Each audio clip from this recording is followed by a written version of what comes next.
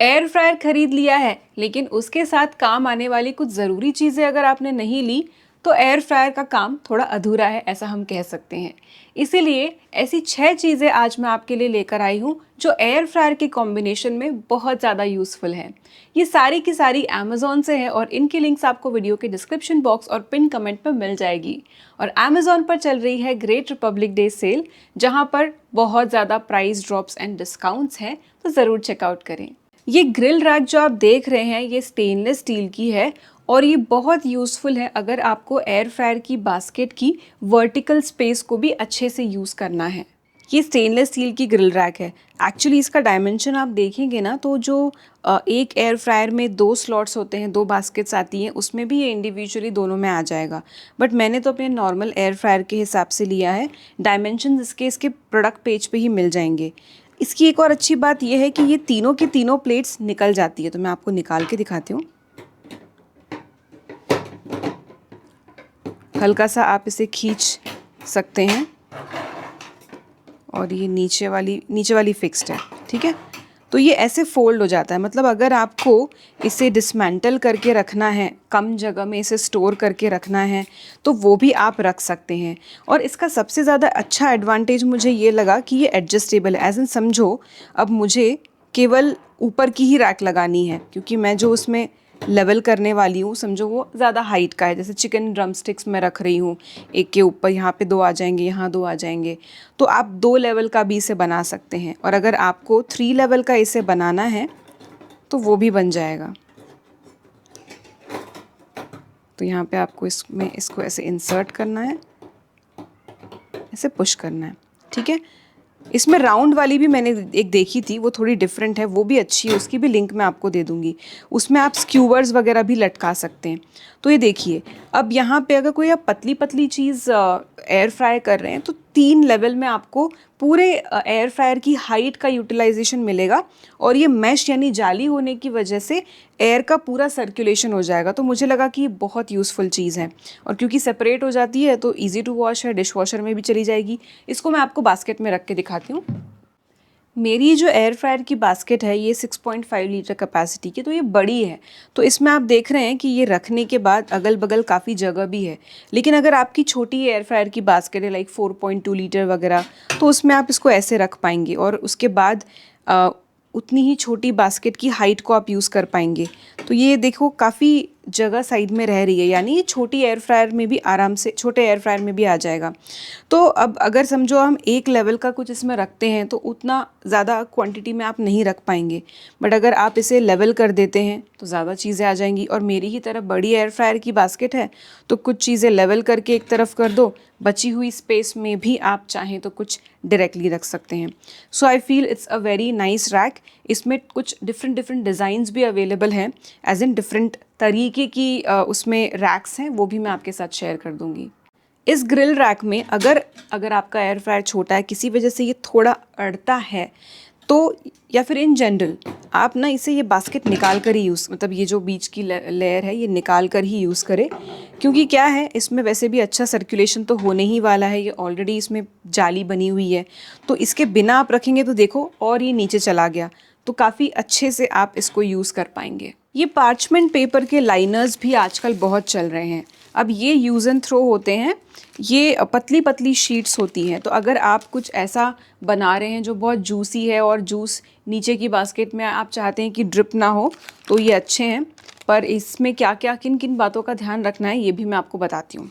तो ये ऑलरेडी थोड़े बास्केट लाइक शेप में बने हुए हैं, 8 इंच आई थिंक इसका साइज़ है।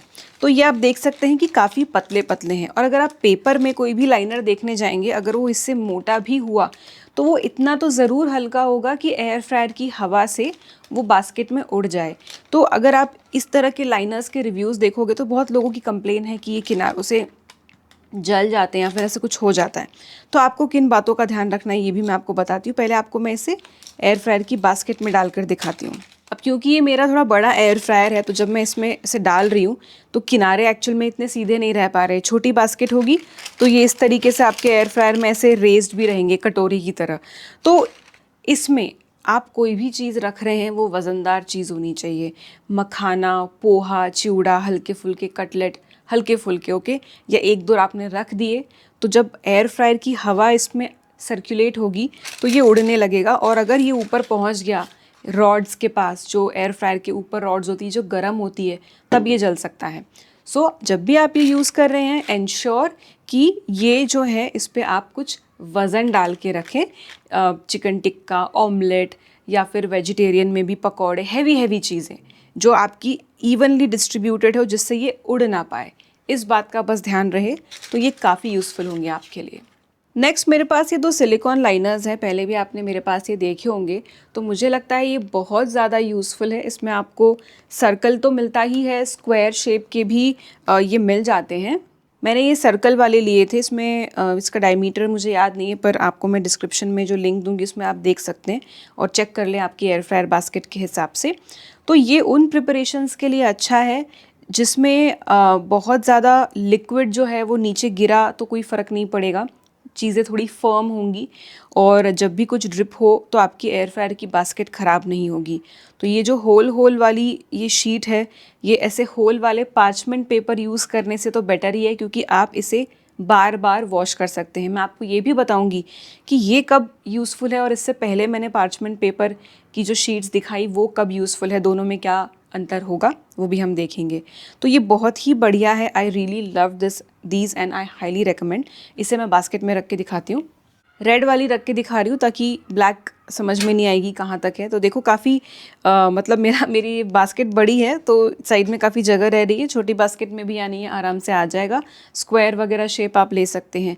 इसका फ़ायदा ये है कि एक तो परफोरेटेड है, यानी एयर सर्कुलेशन इसके साथ भी हो ही सकेगा, और दूसरी अच्छी चीज़ ये है कि मैक्सिमम इसके ऊपर चीज़ें रहेंगी, तो जब आप इसे उठा लेंगे तो नीचे आपकी एयर फ्रायर की बास्केट इतनी गंदी नहीं होगी, विच इज़ एडवांटेज, या दैट इज़ द रीज़न कि आप इस तरह की सिलिकॉन की एक शीट यूज़ करें विद परफोरेशन। तो मुझे लगता है ये बहुत ही बढ़िया चीज़ है।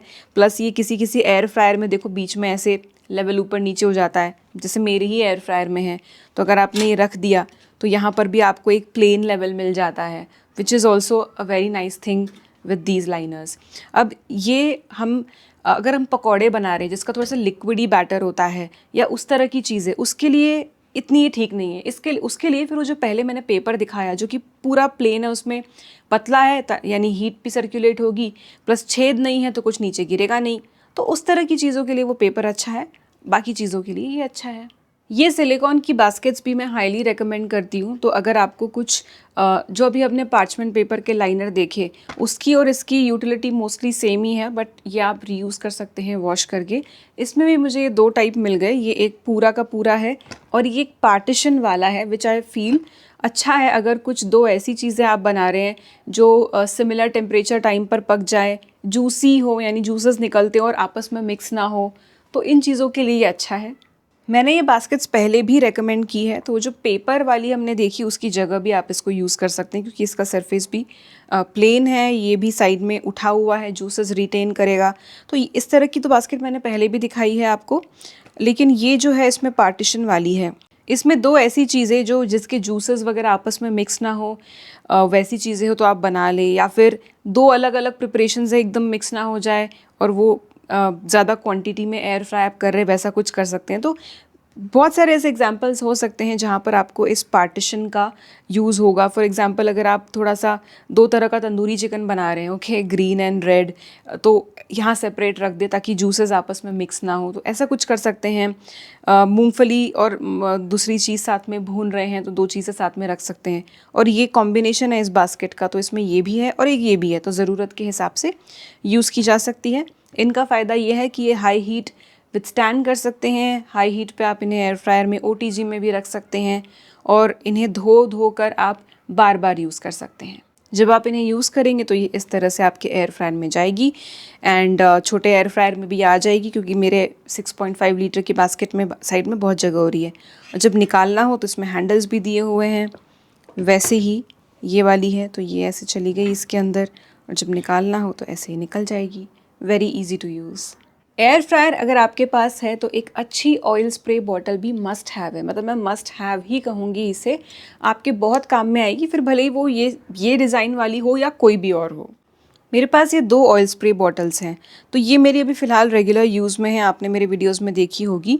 और ये मैंने एक परचेज़ की है अभी, इसका भी रीज़न मैं आपको बताती हूँ। तो पहले तो मुझे आपको बताना है कि ये जो ऑयल स्प्रे बॉटल है ना, ये काफ़ी बढ़िया काम करती है। बस आपको एंश्योर करना है कि जब आप इसे यूज़ कर रहे हैं तो बहुत देर तक अगर आप इसे ऐसे हॉरिजॉन्टल करके यूज़ करेंगे ना, तो आपको लगेगा कि स्प्रे हो नहीं रहा है, अरे बॉटल बकवास है, बॉटल ख़राब है। ऐसा नहीं है, सीधा करें इसको, जितना हो सके इसे अपराइट रखने की कोशिश करें, स्लाइटली टिल्ट करें। कभी गलती से ज़्यादा टिल्ट हो गई और नहीं चल रही है तो फिर से सीधा करके 1-2 बार स्प्रे करें, फिर ये चल जाती है। मैं काफ़ी टाइम से इसे ऐसे यूज़ कर रही हूँ, तो एकदम ऐसे अच्छे से ये स्प्रे कर देती है। सो इससे आप डायरेक्टली अपने खाने पर स्प्रे कर सकते हैं। सो this one is also good.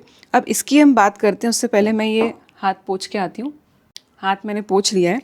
तो अब ये वाली जो बॉटल है ना, ये 2 in 1 है। अगर आपके पास ऑयल डिस्पेंसर नहीं है तो ये यहाँ से ऐसे इसका ढक्कन ओपन होता है और यहाँ पे इसका स्पाउट है। आप नॉर्मल रोटी, सब्ज़ी वगैरह, दाल वगैरह बनाने के टाइम पे तेल इससे पोर कर सकते हैं, ठीक है। और जब इसे बंद करना है तो ऐसे ये बंद हो जाता है। एट द सेम टाइम इसी बॉटल को आप एज स्प्रे बॉटल यूज़ कर सकते हैं। ये लीवर पीछे दिया है, इसे आप दबाएंगे तो यहाँ से स्प्रे निकलता है, ठीक है। मैंने पानी से टेस्ट किया है, पानी से तो चल जाती है। मैं जानबूझ के इसे भर नहीं रही हूँ ऑनेस्टली, मुझे अभी ये फ़िलहाल मैंने भरी हुई है ना, तो इसको मैं बाद में करूँगी यूज़। पर ये अच्छी है, इसके रिव्यूज़ काफ़ी अच्छे हैं। So if you want something जो ऑयल डिस्पेंसर के साथ साथ स्प्रे का काम करे तो ये अच्छी है, क्योंकि अभी इसके साथ मेरे पास ऑयल डिस्पेंसर अलग है, तो 2-2 चीज़ें मुझे यूज़ करनी पड़ रही है। यहाँ पर एक ही में काम हो जाएगा। ये ग्लास है तो आप बाद में इसे आसानी से क्लीन भी कर पाएंगे। और काफ़ी अच्छा इसका स्पाउट मुझे लगा, जो होता है ना एंटी ड्रिप टाइप का, कि अगर आपने ऐसे करके इसे हल्के हाथ से उठा लिया तो यहाँ से तेल टपकेगा भी नहीं। So this one is really good. So एक अच्छी स्प्रे बॉटल। फिर जब आप एयर फ्रायर में कुछ बना रहे हैं तो बस आपको ऐसे स्प्रे करना है आपके खाने के ऊपर, ठीक है। तो ये काफ़ी सही है। एयर फ्रायर जब यूज़ आप नहीं कर रहे हैं तब उसे ढकने के लिए आप एक बढ़िया सा कवर यूज़ कर सकते हैं। तो ये डिफरेंट साइज़ेस में आता है, एयर फ्रायर के साइज़ के अकॉर्डिंग। बहुत धूल आती है तो ये बहुत यूज़फुल है, ऐसा मुझे लगता है। इस एयर फ्रायर कवर से आप एयर फ्रायर को ढक सकते हैं। मैंने डायमेंशंस अपने एयर फ्रायर के नाप के उसके हिसाब से ये ली थी। अगर छोटा आपका एयर फ्रायर है तो उसमें साइजेस भी अवेलेबल है, तो आप अपने एयर फ्रायर को नाप के उसके हिसाब से ले सकते हैं। तो ये इतनी सी फोल्ड में आई थी, ओके, इतनी सी स्क्वायर फोल्ड में आई थी। मेरे हस्बैंड को तो लगा कि कोई और चीज़ आई है, उन्होंने पिक किया था ये पार्सल। तो ये ओपन करने के बाद है, आप देख रहे हैं कि अंदर एयर फ्रायर नहीं है, but it's still holding its shape. Rexine है इसका मटेरियल, अच्छे से एयर फ्रायर को कवर करेगा। ऊपर हैंडल भी है और बहुत ज़्यादा एक्सपेंसिव भी नहीं है, प्राइस के हिसाब से अच्छा है। मेरा कंसर्न यही था कि रेक्सीन जो है थोड़ा अच्छा मोटा आए ताकि अपना शेप होल्ड कर सके। तो अगर आपका एयर फ्रायर बहुत यूज़ नहीं होता है, फिर बहुत धूल आती है, तो तब आप एयर फ्रायर पर ये ढक दे जब आप उसको यूज़ नहीं कर रहे हो। तो ये भी एक काफ़ी यूज़फुल चीज़ है मेरे हिसाब से। मैं आपको अपने 6.5 लीटर के एयर फ्रायर पर इसे डालकर दिखाती हूँ। ये एयर फ्रायर पर मैं डाल रही हूँ। मेरे एयर फ्रायर में पीछे कॉर्ड लपेटने के लिए भी एक कॉर्ड वाइंडर है, तो उसके साथ ये इतने अच्छे से मेरे एयर फ्रायर के ऊपर आ गया। It's looking really neat and nice. अब इसमें ना सामने आपको पॉकेट भी मिल रही है, तो थोड़ा बहुत कुछ अगर आपको रखना है इसमें, कोई भी एक्सेसरीज़, कोई भी चीज़ एयर फ्रायर रिलेटेड, वो भी आप इसमें डाल सकते हैं। तो ओवरऑल काफ़ी अच्छा मुझे लगा, वैल्यू फॉर मनी लगा। इसे अच्छे से एक बार ओपन करके इसकी सिलवटें निकाल देना and it's good to go. इन सभी एयर फ्रायर एक्सेसरीज में से सबसे ज़्यादा यूज़फुल आपको कौन सी लगी, कमेंट करके ज़रूर बताना। इन सभी की लिंक्स आपको वीडियो के डिस्क्रिप्शन बॉक्स और पिन कमेंट में मिल जाएगी। वीडियो यूज़फुल लगा हो तो इसे लाइक करें और अपने फ्रेंड्स एंड फैमिली के साथ शेयर करें। मिलते हैं अगले वीडियो में, तब तक के लिए बाय।